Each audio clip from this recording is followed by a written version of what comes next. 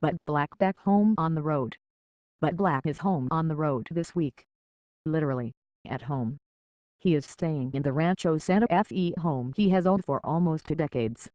He drove down Interstate 5 on Tuesday, took a detour to his alma mater and then headed to the downtown site where he worked for more than 8 years. Driving down today was a different sensation, Black said. Once I got here, I felt comfortable. As he walked through the bowels of Petco Park, Black shook hands with members of the game day staff he recognized and had forged a friendly relationship with over his 8½ seasons as Padres manager. "How are you?" "I'm good." "You?" "Good." "How do you like Colorado?" "I like it." There were certainly more familiar faces in the hallway than players remaining in the home clubhouse, where just 8 current Padres played under Black. His National League West leading Colorado Rockies came to San Diego for a 3-game series that started Tuesday night. During batting practice, fans called Black's name, and he waved. When he walked to home plate to exchange lineup cards and discuss ground rules, he received a smattering of applause. To be fair, a smattering is all the crowd of 624 people or so could muster. He should have received a standing ovation as a welcome back. The man was an institution, as these things go. When Black was fired on June 16, 2016, his was tied for the second longest tenure in baseball, same as San Francisco's Bruce Bochy and behind the Los Angeles Angels' Mike Scioscia. The Padres didn't take him to the playoffs in that span more than he didn't take them. If Andy Green is what many of us think he can, it won't mean he did something of which Black wasn't capable. Green's success will be a product of the Padres organizationally committing to a direction they never had before. And anyway, Black looks good in purple. He has a team that is young but not Padres young, with talent the Padres hope to have. As anyone who followed the Padres during Black's tenure knows, there is often an immeasurable chasm between hope and reality.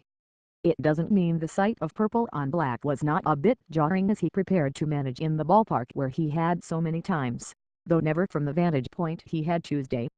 "I've never been here before," Black said as he sat on the bench in the visitors' dugout a little less than 2 hours before first pitch. Black's familiar wry grin punctuated the observation, as it had so many of his sentences uttered in the other dugout all those afternoons from 2007 into 16. But for the black jacket with the silver-lined purple CR on the left breast, it was so familiar. Black said he enjoyed the smaller visitors' clubhouse.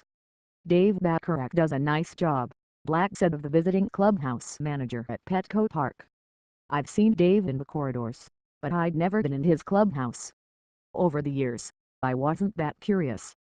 Make no mistake, Black doesn't think he was given the tools to succeed in San Diego that he believes he has now in Nolan Arenado, Carlos Gonzalez, Charlie Blackmon, DJ LeMahieu and Trevor Story, as well as a promising young starting rotation. But he won't say that. What happened to him? It's baseball. It only seemed like he would be a Padre forever. Tuesday, after acknowledging a few differences and a smidgen of nostalgia, Black said, "Those of us in uniform become hardened to these sorts of things." He began effectively embedding himself in the Rockies organization before the interview process in October, familiarizing himself with the roster and personnel throughout the system. "It becomes naturally a part of your daily existence," Black observed a few months back. By the time he returned to San Diego for the first time as someone else's manager this week, it was normal for him. The strange feeling those in Petco Park felt seeing him Tuesday, Black got over a few days before the Rockies began spring training in February. "The only thing a little weird was the first day to go in the office and see the uniform, and it's purple and black," he said during the spring. "It's a little weird but you get over it real quick." Still, for all that, this week presented a nice opportunity. Black attended San Diego State and met his wife there. His daughters grew up in San Diego. Both moved away. They're back now. "San Diego is home," he said this spring. "It is in a way home for a few days,